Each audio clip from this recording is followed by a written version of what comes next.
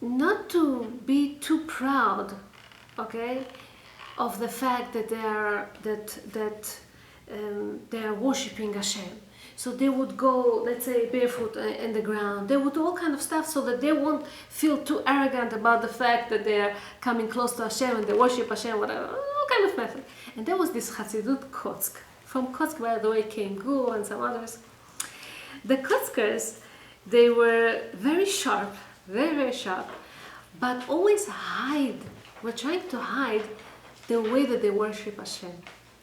To other people, they looked very simple, very stupid also, not important, don't know anything. They did it purposely so that people won't admire them. You know how to worship Hashem the right way, you yourself. So there was this rabbi, Rav Yechiel Meir Gustinin, and they say that he was very serious. It doesn't look like, why should you become a Kotzker? Why should you become Hasidut Kotsk? It didn't make sense. He's so serious man. He has a head on his shoulders. Why should you go after them? But one time, some incident happened that he started to follow them. In his city, so they made this big fair, and a lot of merchants would come to this fair to come and buy merchandise or to sell their merchandise. They would come. A lot of Jews were there too. And one of the Jews over there, his name was Rabbi Meir, was one of these merchants. He heard that this Rabbi Yechiel, he has a special tefillin at home. That this tefillin has all the hidurim, all the best tefillin, that the best sofer wrote them, or best whatever. And he wanted to put them on once and to feel what is it to wear them. But he knew that he would, how are you going to come and ask him to put his tefillin? So he comes to him, it's a very, very simple man, and he tells him, listen, I came to this sale here, and I forgot my tefillin at home. Can you lend me your tefillin? I'll do it very quick, 1, 2, 3, and I'll be finished.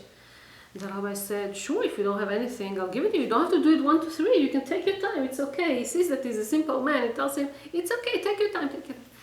So he gave him a room, and this room had a big window, and this window was towards the road. Next to this rabbi's house was apparently an army base. And this man puts a tefillin on, and he sees outside how the soldiers are training there. And it's so interesting to see how the soldiers are training. They were making some kind of a drill over there, they're marching and they're coming and they're going, and then comes their commander and they're looking and they're there. It's a nice commotion over there, very interesting. So the host, he sees him, he puts too much attention to the outside and he wants to tell him, hello, you came to pray, not to look outside, but he cannot tell him anything. He let him pray, he put on his tefillin, he put on his talit, he was praying, he finished, he put it back, he gave him, said, thank you, and he ran away. As this rabbi wants to put back the talit and tefillin back in place, he sees that the talit is soaked with sweat. Meaning, it wasn't hot outside, it was cool. It was breezy, it was chilly outside. Mapitom sweating, from where? So he understood probably that this man is not as he appears, it's not as he seems. He's probably a very righteous man, just makes himself very simple man.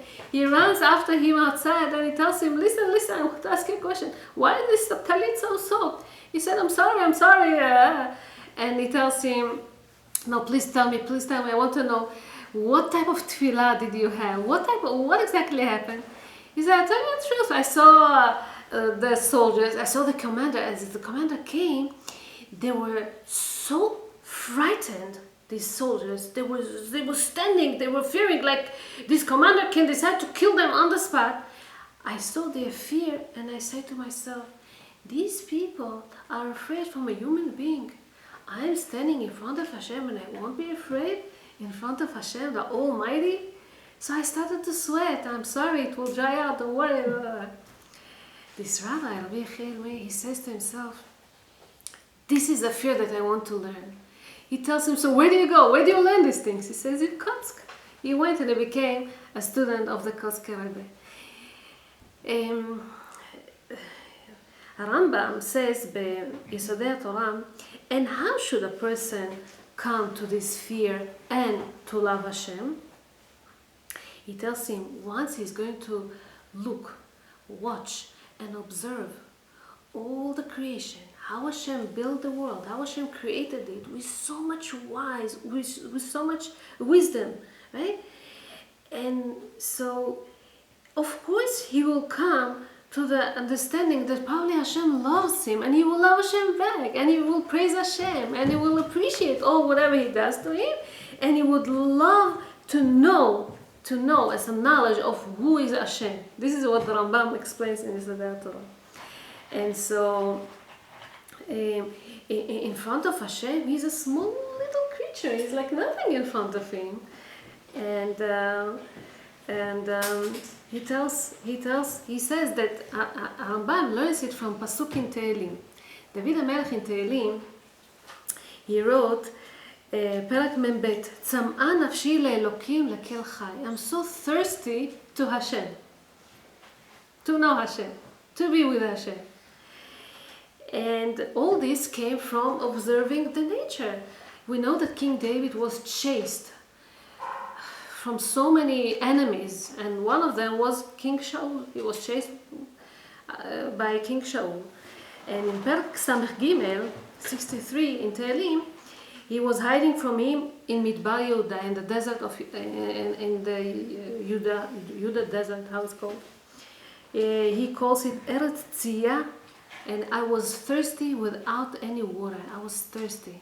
And now when King David is hiding in a cave, in such a hot place, when there's no water, he's thirsty for water. The heat of this place is unbearable. What is the thing that he wants now? Do I want to drink? No. צמאה לך נפשי, my soul, I'm longing you. כמה לך בשרי, I want Hashem. I'm thirsty to know Hashem. That's what he wants. That's what is in mind. King David. So King David, he really loved Hashem, and he really wanted to feel Hashem and to be. And we know that King David honored Hashem very, very much. It says that when he needed to bring back the Aron Hashem back to Il David, he made it with a lot of excitement. He did it with a lot of simcha. Simcha is happiness. If you remember this chapter in Sefer Shmuel Bet, he was dancing, he was jumping, he was enjoying, he was making so much. And his wife, Michal, the daughter of King Shaul, sees him from her window. The way that he dances, she didn't like it. Her father was a king. A king doesn't act this way. She didn't like it. So they said that he was barefoot for a reason. He says, my father, King Shaul, was very tzanua. Tzanua, he was modest. He would never expose any part of his body. This is how tzanua he was. And she felt that King David has to be the same. And she rebukes him. Whoa, what are you making fun of yourself? Why are you you're not respecting yourself. You're humiliating yourself. It's not the right way. You're not supposed to do this. And King David explained her that Hashem preferred him than her father's house, than her father. And so he feels obligated to respect Hashem, to dance for Hashem, to do this.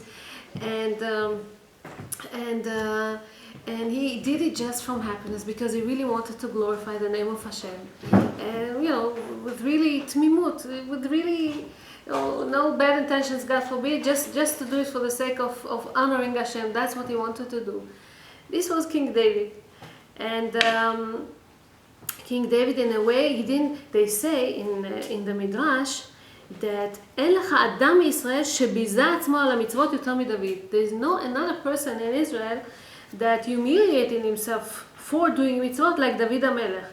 שנאמר, זהו שנאמר, לא גבה ליבי.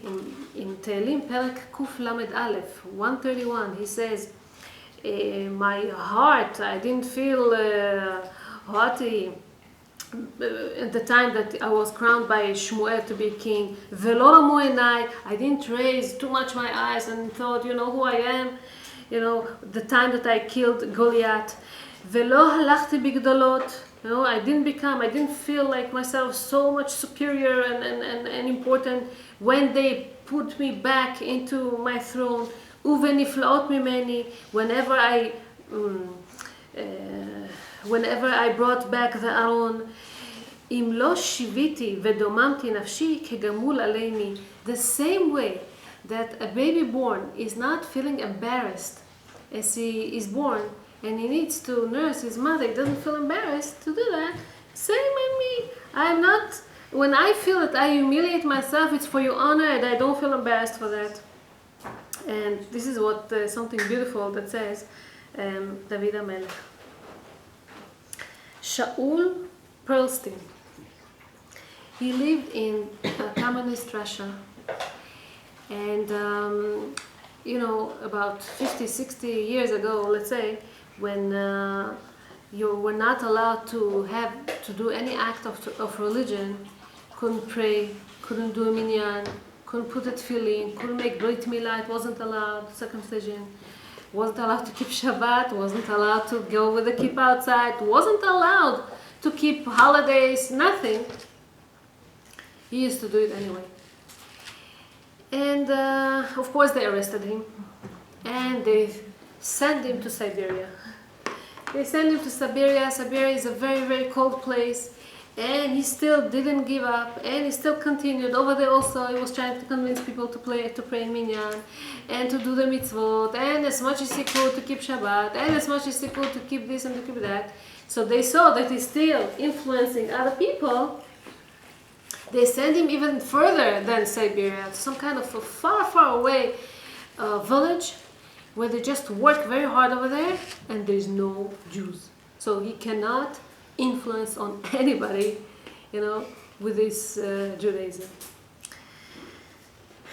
Okay, he gets there, and he tries his best to stay Jew himself as much as he can. He had to work on Shabbat, he didn't have a choice, but he kept in his mind the Jewish calendar. He knew exactly to the dot when is Sunday, when is Shabbat, when is the holiday of Hanukkah, when is the holiday of Purim, when is Rosh Hashanah. He knew. He made himself all kind of signs not to forget. And so when it came 1 month before Pesach, he wanted to have matzot. How is going to have matzot in the middle of nowhere when there's no other Jews around? How is going to act? So he was among a group of course, non-Jews, and they used to chat with each other and be friends. One of them, Vladimir, did not chat with no one. He was always a loner, didn't talk to anybody, didn't care about anybody. From some reason, he did like this Shaul. Once he said something to him, and Shaul, from just to be mannered, just to listen, he listened to him, whatever.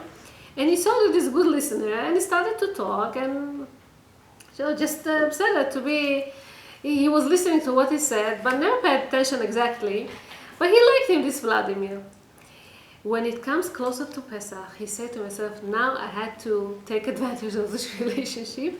He comes to Vladimir and he tells him, listen, I want to make a deal with you. I'm going to give you every morning my breakfast, my piece of bread, my vegetable soup that I get every morning. So you're going to be satisfied, because usually it's not enough for you, this breakfast, I see. And you, in return, are going to go every day to the field where you work. He used to work in a wheat field, and give me some grains, wheat grains. Whatever will get into your pocket, you're going to give it to me. A deal? Of course! What do you need this for? What are you going to do with dry? You cannot make bread from this. You can't make food from dry grain. Or what are you going to do? Don't mind, just do whatever I'll tell you, and for a whole month. Deal, of course. He gives him, and he collects these grains, and he collects this wheat, collect. And after a month, I don't know exactly how, he was able to get some kind of a clean metal surface, and some coals, and he made himself fire, he made himself matzot. He calculated his time.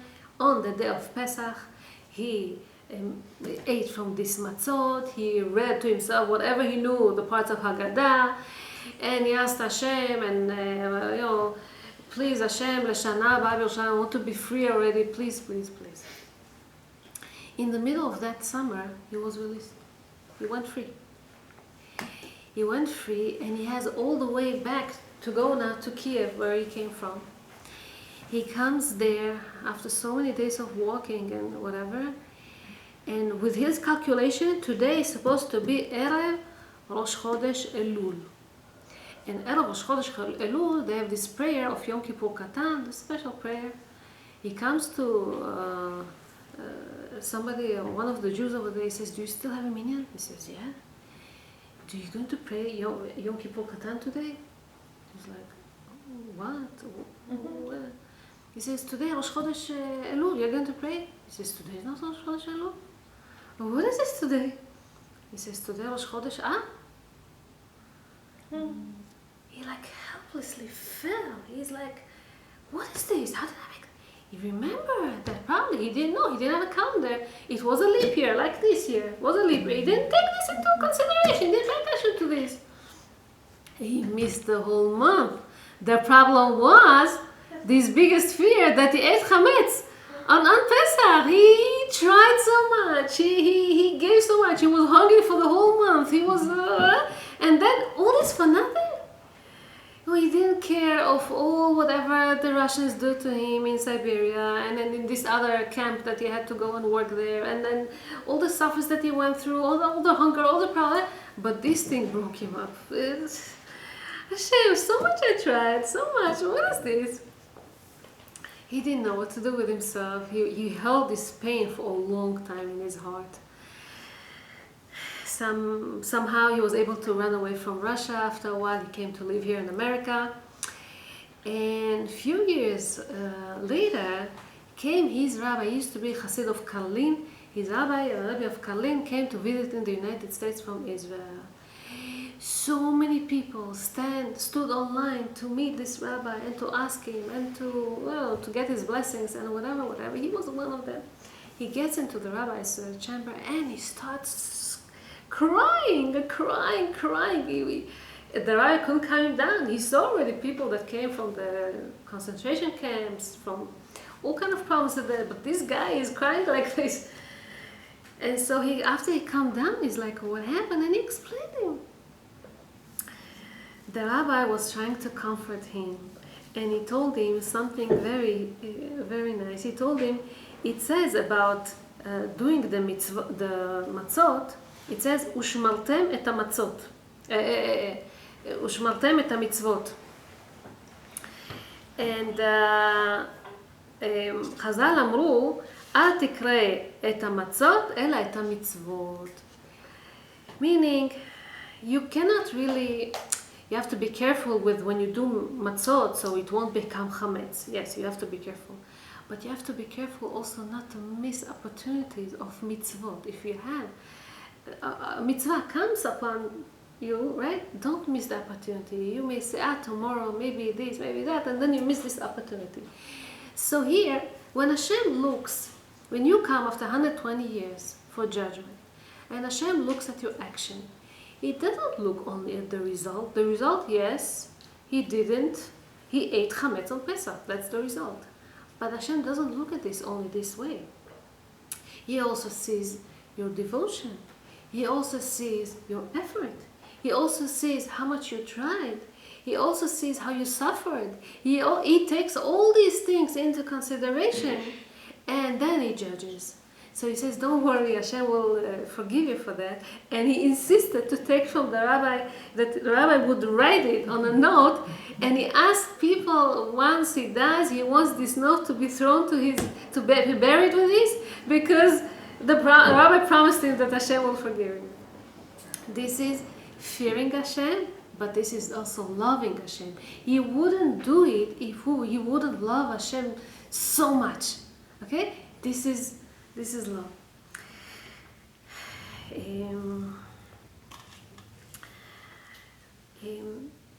You heard about the Chafetz Chaim. Everybody knows him. He wrote Shmirat HaLashon books. He was a very special man. But he also, Lo Aleinu, went through tough times. And there was this time that his son, Lo Aleinu, passed away in his lifetime. And in his levaya, the Chafetz Chaim started with a eulogy. He said something short to the point. He said, there was this time in the Jewish history, it's called Gezerot Tach Vetat. Tach Vetat means in certain years, the Khmelnytsky, the Kozakim, they came and they destroyed a lot of communities, they killed a lot of Jews. A lot of communities in Europe were just vanished because they killed so many Jews at that time. Okay? And in one of the villages lived a widow with her only son. And they lived in the end of the village. So when this Kozakim and these bad people come, Khmelnytsky and all these gangsters, when they come to the town, first thing that they came was to the house, because it was the first house in the town. And in front of her, they just took her son and slaughtered her in front of him. This lady started, of course, crying. And she comes out and she says, Hashem, you installed in every chest of the human being a heart. And this heart is to love you. I confess, your maid, that I am a sinner. I didn't love you 100%. I have one son. And half of my love I gave to my son. But now that my son is taken away from me, I'm giving you 100% of my love. This is a simple woman. This is how she declares that she doesn't upset at Hashem or at these people. She just says, now I love Hashem 100%. And this is what the Chafetz Chaim says. He says, Hashem, I am a human being, and I have kids also, and I'm a father, like every father that's merciful to his children, and I love my kids too. But now that my son is taken away from him, so I have another more portion of loving towards you now. That's what he said, Chafetz Chaim. Beautiful. That's one way, and I'll finish with that. One way of coming close to Hashem is to cleave, to get attached to Talmidei Chachamim, to rabbis that can teach you how to do it and so on. I saw this book. This book is written after my uncle, Rabbanit Yehoshua, and he writes here very interesting things about the family. So tonight is the Yotzat Askara of my grandfather, Zechrono Livracha, Rav Zmulun Leviu Ben Mazan. And he was a very, very special man, because he was so much Yireh Shamayim that it's unbelievable. All his family, all are observing, all are religious, very beautiful to see. This person, as he used to live in Russia, he was sensed to go to Siberia, because he kept religion, and they were doing minyanim, and they were observing the mitzvot and all the laws and all what's needed, and he was against the government over there. They sent him to Siberia. As he came to Siberia, I want you to see him how he was as a prisoner over there. He used to have beard. And here's this picture. And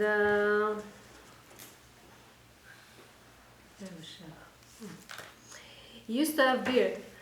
And every day it says that he would be in this working camp in Siberia. It was so cold over there that his beard would become frosted or frozen. I don't know how it becomes ice. He needed to have a few minutes every day by the heat so that it will get melted a little bit, because he couldn't continue this way. Here he was as a prisoner in Siberia. A man with beard, even looks Jewish, even back in Russia. I don't know how many years ago, 50 years, 60 years ago. So that's your grandfather? Yeah. So it says that the commander of that room, of that house where he was, got very upset at him. How come you waste so many minutes every night before you go to sleep? You know, it's your sleeping time. You have to gain back your sleeping hours so that you will be working the next day with more force, with more power, with more strength. You're wasting this time for melting your. And he ordered him to shave it. He says, "No, I don't want to shave my beard. This is my. I was sent to Siberia because I'm religious. If you're going to take away my beard, I'm not going to be. So what's going to be my religion? You'll have to release me. And then what's going to be the?" He started to argue with them, and then they saw that as they tried to anyway to come to him, he wouldn't let them touch his beard. This is people that were in a way very simple. I don't know if he knew Shas and Gemara so well back at that time, but people who love Hashem and fear Hashem, that's what Hashem wants. His father was Yitzchak Levio. Okay, his father. He used to be, as he became older, deaf man. He became deaf, and one day it says that see how much it's important to cleave, to come close to religious people. One day he says that they used to have a shul in Samarkand. It's called Kenesoi Gumaz. That's how they used to call him.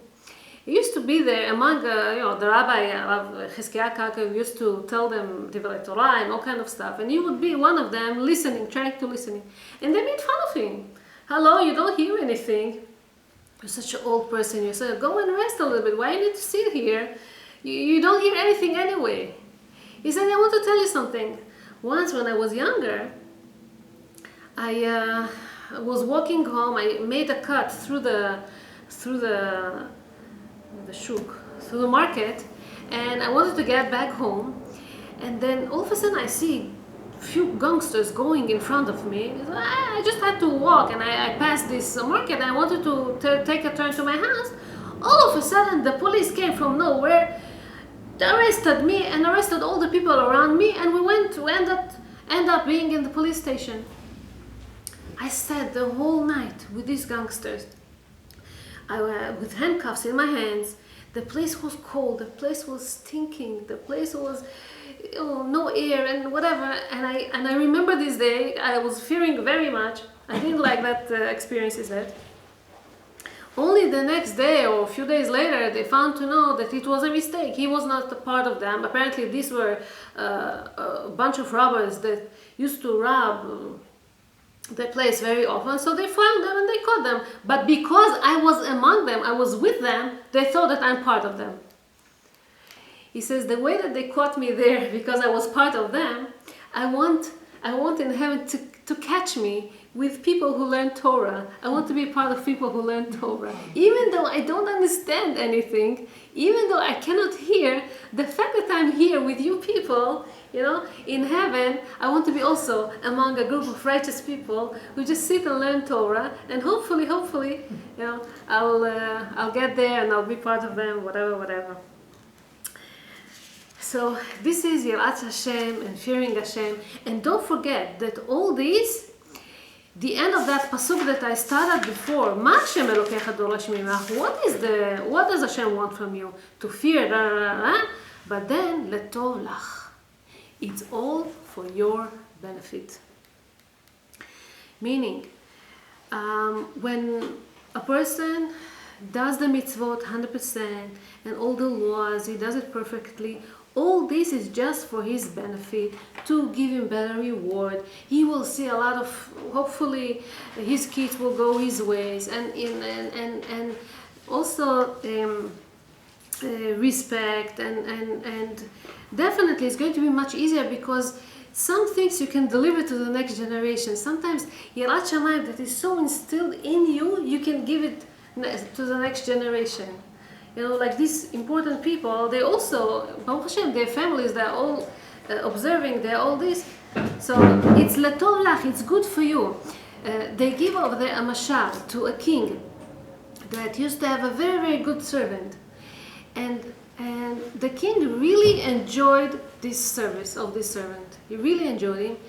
And one day he tells him, listen, I need for you to prepare for me an apartment. I need you to put there good furniture. I need you to install all the utilities. I need to prepare this apartment for somebody. He says, fine. It wasn't an easy job for him. He was already old. He was already hard for him. But he tried. He bought this and he bought that. And he tried as much as he could. He finished. The king comes to see if he likes it. And he really liked it. And he says, so how did you feel as you were doing this job? The king asks the servant.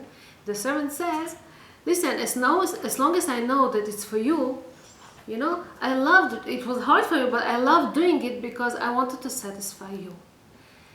The king enjoyed it, and he told him, you know something? I did all this. I wanted to prepare an apartment for you.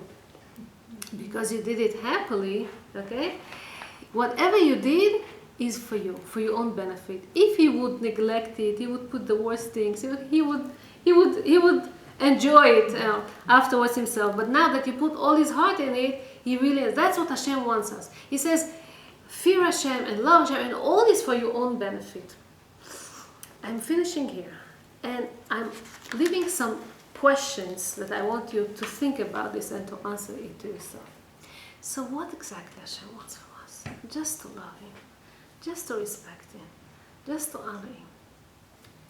What does a husband want from his wife? Just to appreciate him, just to respect him, just to love him. What does the wife want from her husband? The same. The same. She wants him, he should appreciate her, that he should give her some attention, right? That he should. How do we get this? We can do it, right? If we just pay attention. Shabbat Tov. Thank you. Thank you. Any questions?